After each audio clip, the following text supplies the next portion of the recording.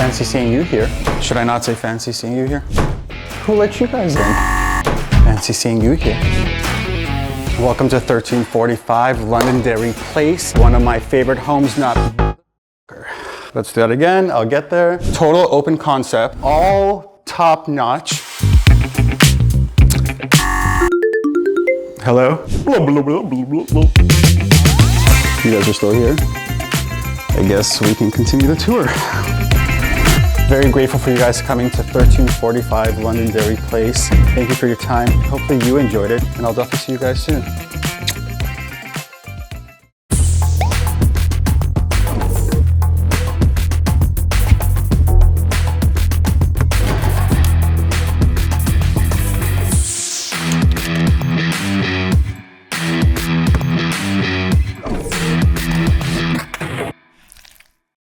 Come with me as I take my Honda CR-V Hybrid out for a day of training. Did you know only 18% of Canadian adults are getting the recommended amount of physical activity? I want to inspire Canadians to prioritize movement, not only for their today, but for their 80, 90, and 100-year-old self. Aging is a decision we make on a daily basis. How do you want to be living? What can you do daily? What can you do weekly? Find what works for you.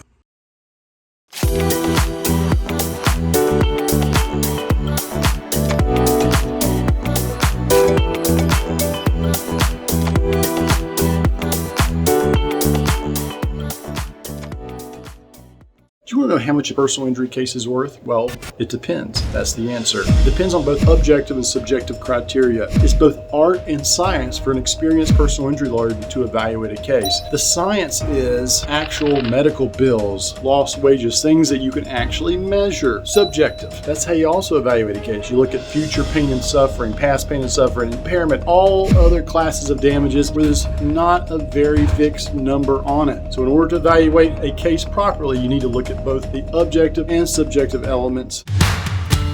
Older houses should never be scary, and in Pasadena, the fact is 60% of them are pre-war.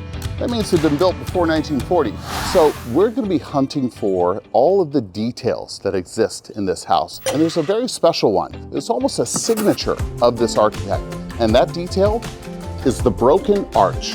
We're going to see this broken arch motif throughout the whole house. You can see it even in the door. Look at this amazing kind of mahogany millwork here, matching into the door glass.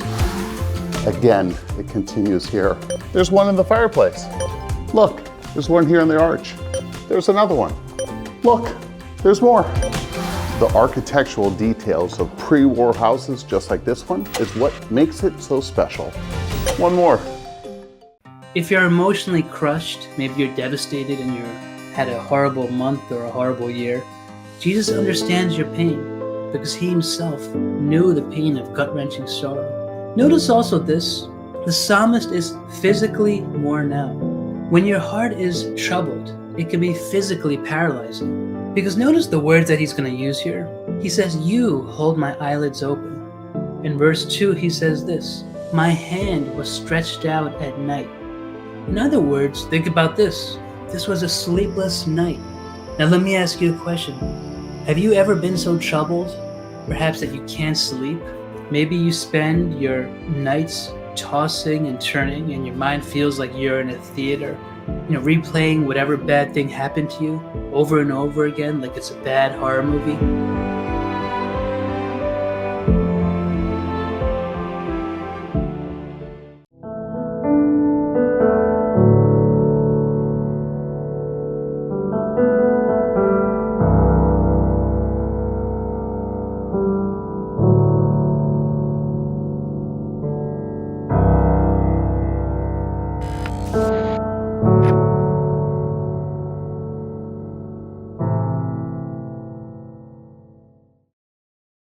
Don't let corruption or sin or abuse in a church keep you away from Jesus. Yes, those are traumatic events. Yes, those things take years, maybe even decades to heal from. But Jesus loves you. He desires to have a relationship with you. And you don't necessarily have to walk away from a relationship with Jesus. That's not what he's called you to do. In fact, take that hurt to him. Seek him in prayer like Hannah did. Get to know God and understand why he allowed this in your life. And you'll see all the pieces start to fit together.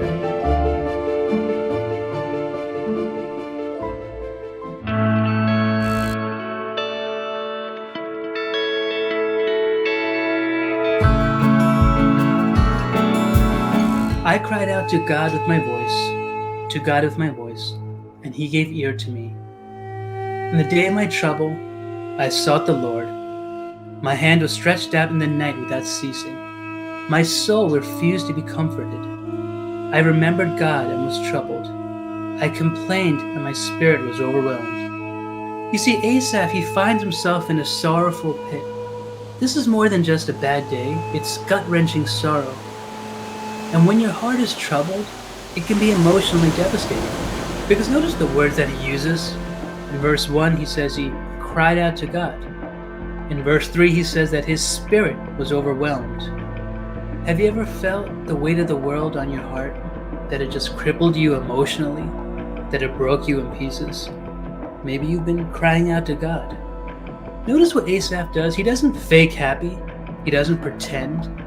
You see, his emotions are laid out raw, like an open book.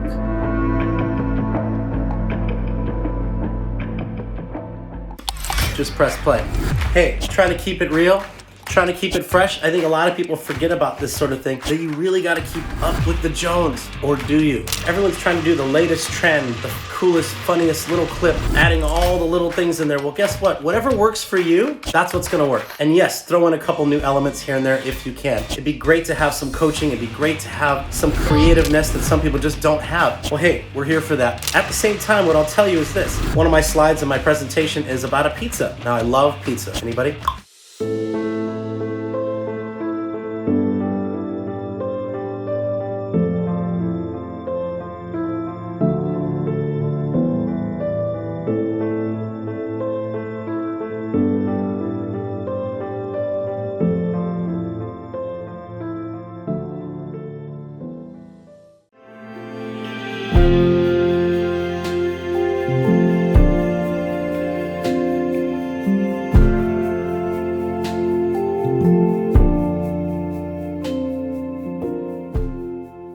I was just arrested, and they did not even read me my Miranda rights. That's something I used to hear all the time as a criminal defense attorney. Well, does law enforcement have to actually read you your Miranda rights? Remember, you have the right to remain silent, that kind of stuff. If you're in handcuffs, well, not on those facts alone. Do they have to read you your rights if you're under arrest?